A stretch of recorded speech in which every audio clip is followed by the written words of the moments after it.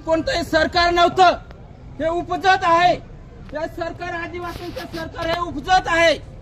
ज्या नोकऱ्या आम्हाला मिळायला पाहिजे, ज्या आम्ही स्वतःच आमच्या क्षेत्रात मिळायला पाहिजे, आज आदिवासी पेसा क्षेत्रामध्ये आदिवासी 5व्या अनुसूचित क्षेत्रामध्ये ज्या काही 17 संवर्ग नोकऱ्या आहेत आणि त्या नोकरीवर जे कोणी बाहेरचे नोकरदार आहेत, मी सगळ्यांना या ठिकाणी एक सूचना करतोय. जे काही गावचे सरपंच आले असतील, जे पण कोणी लीडर आले असतील, जे संघटनेचे अध्यक्ष आले असतील, कार्यकर्ते आले असतील, बांधवांनो पहिला आपल्या गावकऱ्यांना जागृत करा आणि आपल्या ग्रामसभेमध्ये एक ठराव मंजूर करा. पहिली गोष्ट, आपल्या निवडणुकीवर बहिष्कार टाका.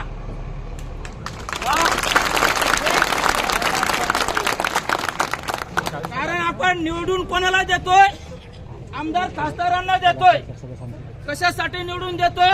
का याने आमचे हक्क अधिकार अबाधित ठेवले पाहिजे, आमच्या आरक्षणानुसार आम्हाला नोकऱ्या मिळायला पाहिजे आणि आमचे जे काही रीतिरिवाज आहेत, जे काही रीतिरिवाज हे टिकून ठेवले पाहिजे.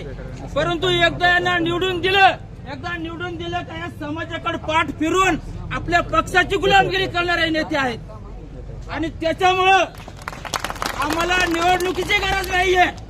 5व्या अनुसूचीमध्ये निवडणूक लागू नाहीये. जर तुम्हाला पेसा भरती लागू नसेल, तुम्हाला जर पेसा भरती करायची नसेल तर 5व्या अनुसूची शासन आहे आणि या 17 संवर्गामधल्या ज्या नोकऱ्या आहेत, त्या 17 संवर्गामध्ये तुमच्या क्षेत्रामधले नोकरदार सोडून बाहेरचे नोकरदार असतील तर सरकारने ते नोकरदार तुमच्या घरी नेऊन ठेवा, मुंबईला मंत्रालयामध्ये नेऊन ठेवा. 5व्या अनुसूचीमधले नोकरदार सोडून बाहेरचे नोकरदार जे आहेत त्यांनी डायरेक्ट नोकऱ्या सोडा. सरकारने त्यांच्या आपल्या ऑफिसमध्ये जमावा, आपल्या भागामध्ये ठेवू नका त्यांना नोकरीला. बाहेरचे ग्रामसेवक असतील, तलाठी असतील, शिक्षक असतील, कोणी पण असेल बाहेरचे, फक्त 5व्या अनुसूची आणि पेसा काय आपल्या क्षेत्रातले सोडून बाहेरचे जेवढे असतील त्यांना म्हणा, बाबांनो ग्रामसभेनुसार ठराव झालाय, तुम्हाला आम्ही एक निवेदन देतोय, सरकारला पण ते निवेदन द्या.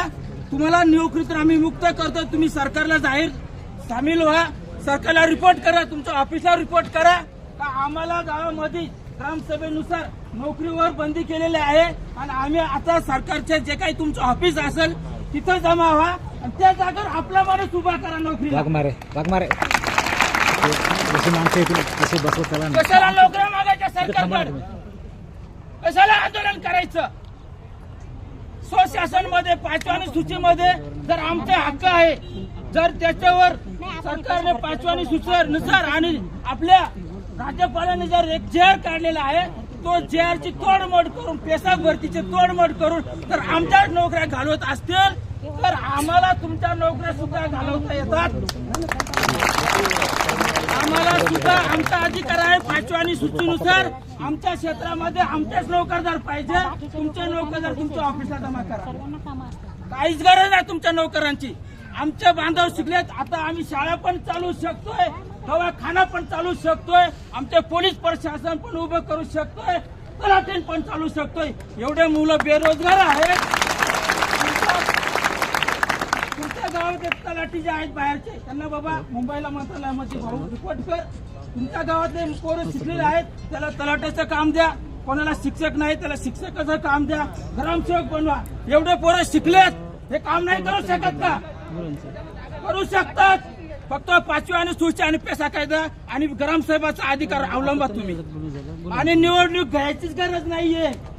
काय कशाला पाहिजे आमदार खासदार? आपल्याला आपली ग्रामसभा डायरेक्ट सरकारशी कनेक्ट पाहिजे. डायरेक्ट सरकारशी कनेक्ट. ग्रामसभा जो निर्णय घेईल ते सरकारने ऐकायचा. जो निधी आहे तो ग्रामपंचायत मध्ये ग्रामसभेनुसार खर्च झाला पाहिजे.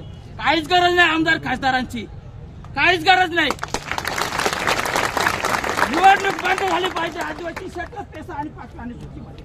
काहीच गरज आहे निवडणुकीची. डायरेक्ट कनेक्ट आहे 5व्या अनुसूची सरकारची, डायरेक्ट कनेक्ट आहे.